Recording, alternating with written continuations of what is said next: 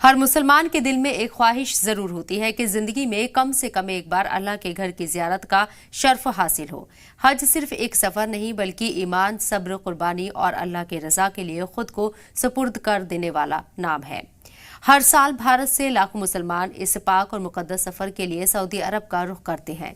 ऐसे में मरकजी हुकूमत ने साल 2027 के लिए नई हज पॉलिसी का ऐलान किया, जिसका मकसद भारतीय आज़मीन हज के सफर को पहले से ज्यादा महफूज, आसान और सहूलत भरा बनाना है।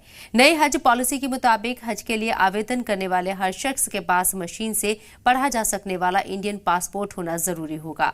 इतना ही नहीं, पासपोर्ट की वैलिडिटी 31 दिसंबर 2027 तक होना भी जरूरी है। सरकार ने एप्लीकेशन फॉर्म में सरनेम दर्ज करना भी जरूरी कर दिया है ताकि पहचान और वीजा प्रोसेस में किसी तरह की दिक्कत पेश न आए।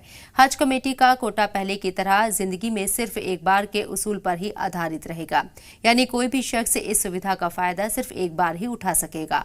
हालांकि 65 साल या उससे ज्यादा उम्र के लोगों को सिलेक्शन प्रोसेस में तरजीह दी जाएगी ताकि बुजुर्गों को हज का मौका आसानी से मिल सके। लेकिन हज की मुश्किल फिजिकल कंडीशन और मौसमी चैलेंजेस को देखते हुए 65 साल या उससे ज्यादा उम्र के आज़मीन को अकेले सफर करने की इजाजत नहीं होगी। वहीं 45 साल से ज्यादा उम्र की खवातीन बिना महरम के भी हज अदा कर सकेंगी। हालांकि इसके लिए शर्त ये रखी गई है कि उन्हें कम से कम 4 खवातीन के ग्रुप में सफर करना होगा। सरकार ने आज़मीन की सेहत को ध्यान में रखते हुए मेडिकल रूल्स को भी सख्त कर दिया है। गंभीर बीमारियों से जूझ रहे लोगों को यात्रा की इजाजत नहीं मिलेगी। इसके अलावा पोलियो और मेनिनजाइटिस जैसी बीमारियों के वैक्सीनेशन सर्टिफिकेट भी जमा करना अनिवार्य होगा।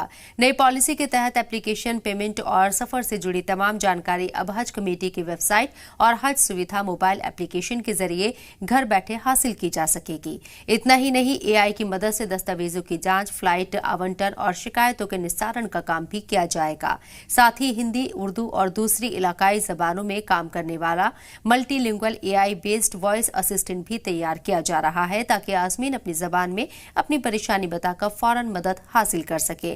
नई हज पॉलिसी के तहत भारत के कुल हज कोटे का 70% हिस्सा हज कमेटी के पास रहेगा, जबकि बाकी 30% कोटा प्राइवेट ऑपरेटर्स को दिया जाएगा।